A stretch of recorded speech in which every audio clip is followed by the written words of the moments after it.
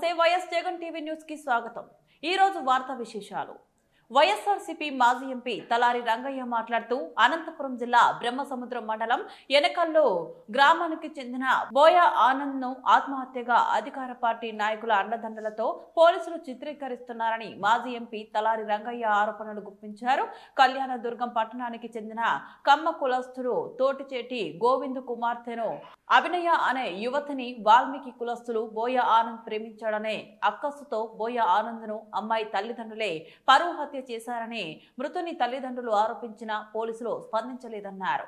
అగ్రకుల అహంకారంతో వాల్మీకి యువకుడిని చంపేసిన అమ్మాయి తల్లిదండ్రులు అన్ని ఆధారాలతో మీడియాకు వివరించిన మృతుని తల్లిదండ్రులు బోయ వెంకటేశులు బోయ వరలక్ష్మి బోయ ఆనంద్ హత్యకు కారకులైన వారిని శిక్షించాలని, లేకపోతే న్యాయ పోరాటం చేస్తాం।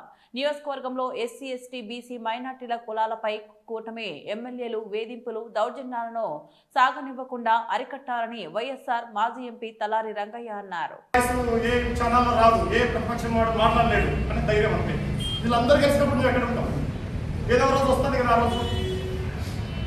లేకపోతే ఏ కారణం చేత వాళ్ళ మనిషిని చంపేసి ఒక పిల్లవాడిని బెంగళూరులో ఉండే పిల్లవాడిని తీసుకుని మాధ్యమాల ద్వారా పదే పదే చేయడం వల్ల అయింది। గోరంట్ల ఇష్యూ కానీ ధర్మవరంలో అమ్మాయిని చంపేస్తే ఇటే చేశాం కదా, వాళ్ళకు కాంపెన్సేట్ చేసాము, స్నేహలత విషయం మనం ఇందాక పట్టించుకోలేదు కాబట్టి పట్టించుకోలేదు। లేకపోతే ఇంకా ఎవరున్నారు వాళ్ళకి? ఇప్పుడు అమ్మాయి తలారి శ్రావణి విషయంలో క్లియర్గా చెప్తుంది కదా, ప్రభుత్వం మార్తే నన్ను బతికినేమన్నారు అంటున్నారని చెప్తుంది కదా। మేము అభిసారి వినండి, నేను పార్టీలో తీసుకురావాలా మీరే అడగండి। ఈ శాంతకుమార్ విషయంలో తీసుకురండి, మొన్న పార్టీకి మీద పాదయాత్ర చేస్తుంది, తన బిడ్డను పోగొట్టుకున్నాడు, తన భార్యను పోగొట్టుకున్నాడు, మళ్ళీ జెండా ఎత్తుకొని వచ్చినాడు, రాజీకి పోయినాడు, వాళ్ళకి తట్టుకోలేక తనకుండే భూమి అంతా వాళ్ళకి రాసిచ్చినాడు। ఇప్పుడు ఈవెన్ ఏమైనా కూడా ఇష్యూల్లో బాధితులు ఎవరు ఉంటున్నారనేది మీరు చూడండి। మా నెంబర్ కూడా ఎక్కువ అవుతుంది, మేము ఊరుకున్నంత వరకే ఊరుకుంటాం, తర్వాత ఏం చేస్తారంటే ఇదే చేస్తాం, మీకు అర్థమయ్యేటట్టు చెప్తాము, మీ ముందు నిలబడతాము, నిజాన్ని చెప్తాను మీరు చేయండి। ఆడియోలు ఉన్నాయి, వీడియోలు ఉన్నాయి, ఆధారాలు ఉన్నాయి, ఈ అమ్మాయి విషయంలో కూడా ఉన్నాయి। ఒక పురుగుల మందు డబ్బాట్లో పెట్టుకొని మాట్లాడిన విషయం ఉంది। ఏదో వాళ్ళ మేజర్స్ వాళ్ళ వాళ్ళ బతికినివ్వండి, వాడు ఏదో సరే వదులుకొని పోయినాడు, వాళ్ళ వాళ్ళిద్దరిని తీసుకెళ్ళి కొట్టారు, మేమేమన్నా ఆ రోజు మాట్లాడామా?